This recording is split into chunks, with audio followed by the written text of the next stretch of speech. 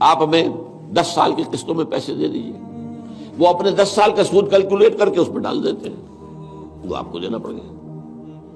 تو یہ صرف ایسے ہی ہے کہ ناک کو سیدھا پکڑ لیا جائے، یا یہ کہ پھرا کر ہاتھ جو ہے گردن سے، میرا تو ہاتھ نہیں پہنچتا، لیکن یہ کہ بہرحال جن کے پہنچ جاتے ہیں ہاتھ، وہ اس کو جائز کیے بیٹھے۔ تو میرے نزدیک اصل میں یہ آپ کے سامنے ایک بڑی یعنی دین کی حکمت اور فلسفے کے اعتبار سے بہت اہم بات ہے جو اب کہنے چلا ہوں۔ دیکھیے، آپ کو معلوم ہے کہ حق و باطل کے درمیان کشاکش اور کشمکش اور جنگ یہ تو اول روز سے ہے، ستیزہ کار رہا ہے ازل سے تا امروز، چراغ مصطفی سے شرار بولہوی۔ نتیجہ کیا ہے؟ حق غالب آتا ہے، کچھ عرصے کے بعد پھر باطل سامنے آ جاتا ہے، پھر کوئی اللہ نے نبی بھیجا، پھر حق کو غالب کیا، پھر اس کے اوپر بعد میں کچھ عرصے کے بعد پھر باطل سامنے آ گیا، شیطان نے پھر غلبہ کر لیا۔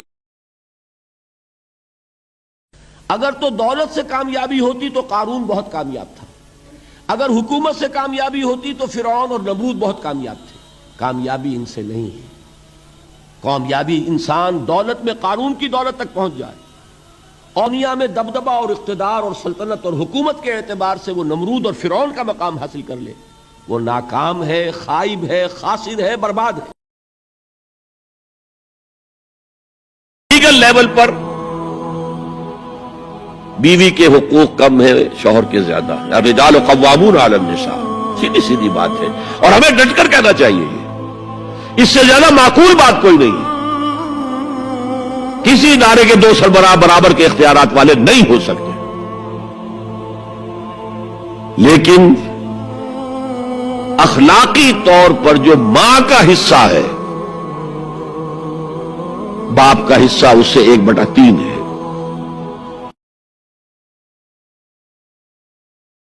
دیور، اس کے بارے میں تو حضور سے پوچھا گیا، دیور کے بارے میں تو آپ نے فرمایا الحم و موت، دیور تو موت ہے۔ اب آپ سوچئے، ہمارے ہاں کو پردہ ہے دیوروں سے، کو پردہ ہے سالیوں سے، کو پردہ ہے نندونیوں سے؟ الحم و موت، موت کیوں؟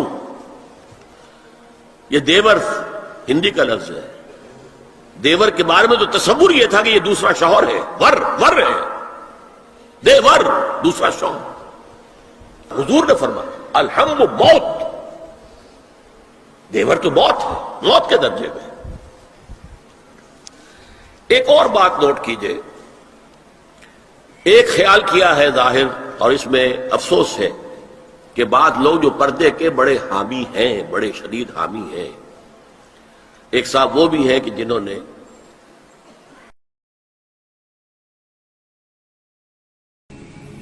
صبح کا وقت ہے، آنکھ بھی کھلی ہے، کوئی اذان کی آواز بھی کان میں آئی ہے، آپ کا نفس کہتا ہے ابھی سو جی، آپ نے اپنی چادر یا کمبل کو درست کیا اور کروٹ لی اور سو گئے۔ یہ کیا ہے؟ آپ نے کس کا حکم پیچھے پھینکا اور کس کا حکم مانا؟ اللہ کے حکم کو پیچھے پھینک دیا، نفس کے حکم کو آگے رکھا۔ یہ شرک، اس شرک کو جاننے والے بہت کم ہیں۔ مولانا روم نے خوب کہا تھا، نفس ماں ہم کم ترس فرعون نیست، لیکن ایراعون نیست۔ میرا نفس بھی فرعون سے کم نہیں ہے۔ فرعون نے کہا تھا نا الیس لی ملک مصر وہذہ الانہار تجری من تحتی، کیا اس ملک مصر کی حکومت میری؟ ان رجلا قال للنبی صلی اللہ علیہ وسلم، ایک شخص نے حضور صلی اللہ علیہ وسلم سے عرض کیا، او سے نہیں، حضور مجھے کچھ وصیت فرمائیے۔ آپ نے ایک ہی بات فرمائی، غصہ نہ کیا کرو،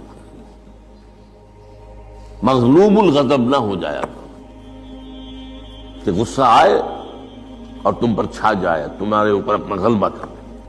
فردد مرارا، اب اس شخص کے دل میں شاید کوئی اور بات تھی، اس نے پھر پوچھا، اس سے نہیں حضور بس کیجیے وصیت میں۔ آپ نے پھر فرمایا لا تغضب، پھر پوچھا، وہ تکرار کرتا رہا اور حضور نے بھی ہر مرتبہ وہی بات کہی۔ اب اس سے اندازہ ہو جاتا ہے کہ یہ اس بات کتنی اہم ہے۔ تب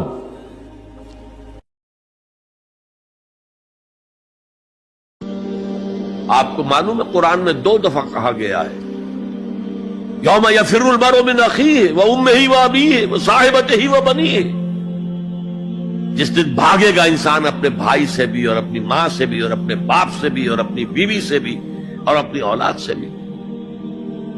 کیوں؟ نفسی نفسی نفسی نفسی نفسی نفسی، مجھے بچا لیا جائے، مجھے بچا لیا جائے، میری اولاد کو جھونک دو، میرے ماں باپ کو جھونک دو، میری بیوی کو جھونک دو، بیوی کہے گی میرے شوہر کو جھونک دو، مجھے بچا۔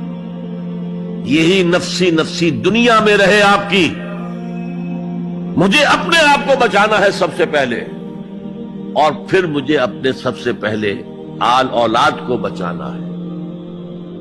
یا ایھا الذین آمنوا قوا انفسکم واہلیکم نارا، اے ایمان والو بچاؤ اپنے آپ کو اور اپنے اہل و عیال کو آگ سے۔ یہ کام جو ہے آپ کریں اور سمجھ لیں